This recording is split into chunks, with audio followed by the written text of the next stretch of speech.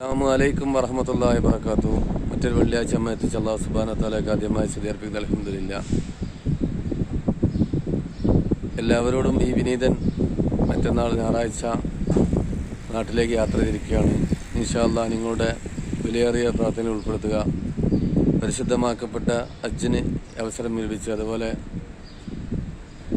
ഹജ്ജും ഉംറയും ചെയ്തു വരാൻ മഖ്ബൂലും മബ്റൂറുമായ എല്ലാം സ്വീകരിക്കുന്ന രീതിയിലുള്ള ഹജ്ജും ഉംറയും ചെയ്തിട്ട് കടങ്ങളിൽ നിന്നെല്ലാം ബാധ്യതയിൽ വിട്ടുനിന്നിട്ട് നിങ്ങളുടെ ആത്മാർത്ഥമായ പ്രാർത്ഥനകൾ ഉൾപ്പെടുത്തണം. ഒരിക്കൽ കൂടി ഞാൻ വിനയത്തിൻ്റെ ഭാഷയിൽ അപേക്ഷിക്കുന്നു. അതുപോലെ നമ്മളെല്ലാവരുടെ മനസ്സിൽ ഹലാലായ മുറാദുകൾ ഹാസിലാക്കട്ടെ.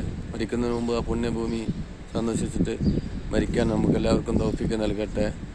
അതുപോലെ പ്രത്യേകിച്ച് പറയാനുള്ളത്, നമ്മുടെ ഇലക്ഷനെ സംബന്ധിച്ചാണ് കഴിഞ്ഞ വീഡിയോയിൽ പറഞ്ഞത്.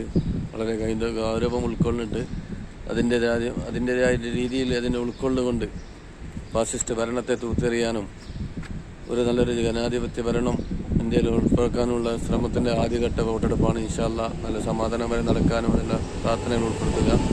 അതുപോലെ പലസ്തീനിലുള്ള മണ്ണിൽ സമാധാനം, പ്രത്യേകിച്ച് പിന്നെയും അശ്രിതമായ സംഭവങ്ങളാണ് അവിടെ ഉൾക്കൊള്ളുന്നത്. അതുപോലെ ഇറാൻ ഇസ്രായേൽ ഇടയ്ക്കിടയ്ക്ക് സംഘർഷങ്ങൾ ഉണ്ടാകുന്നു. ഇന്നത്തെ ന്യൂസിലും കണ്ടിരിക്കണം. അവിടുത്തെ ഇറാൻ എയർപോർട്ടിൽ ഇസ്രായേലിൻ്റെ ആക്രമണം അവസാന കാലത്തിൻ്റെ ആരംഭത്തിലാണ്.